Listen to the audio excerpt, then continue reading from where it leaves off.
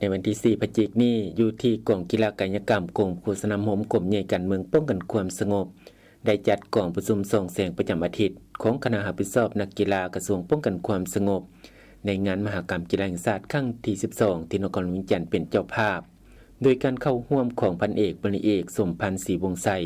หัวหน้ากรมโฆษณาหมป้องกันความสงบ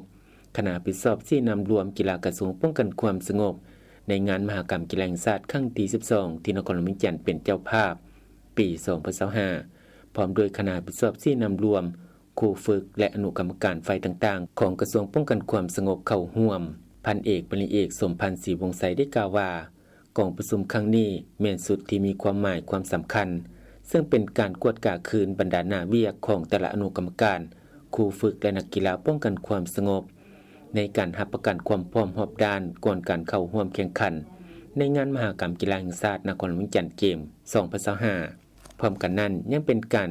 นำเสนอประกอบความคิดความเห็นด้านดีผลงานและข้อยุ่งยากวิธีการแก้ไขที่ถูกต้องสอดคล้องกับสภาพตัวจริงของแต่ละอนุกรรมการอย่างมีความรับผิดชอบสูงพันเอกบริเอกสมพันธ์ศรีวงศ์ไสได้กล่าวเติมอีกว่า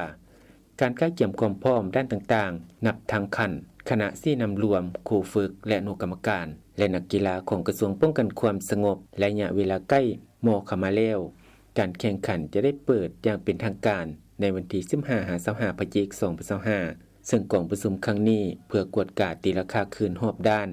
ของอนุกรรมการฝ่ายต่างๆและในท้ายอาทิตย์นี้จะได้จัดกองประชุมใหญ่กับทุกภาคส่วนเกี่ยวข้องรับผิดชอบรวมทั้งนักกีฬาป้องกันความสงบทั้งหมด15รายการที่ส่งเข้าแข่งขันเพื่อเกี่ยมความพร้อมให้แก่ทัพนักกีฬากระทรวงป้องกันความสงบในงานมหกรรมกีฬาแห่งชาติครั้งนี้ให้สามารถญาติได้ชัยชนะตามระดับคาดหมายที่วางไว้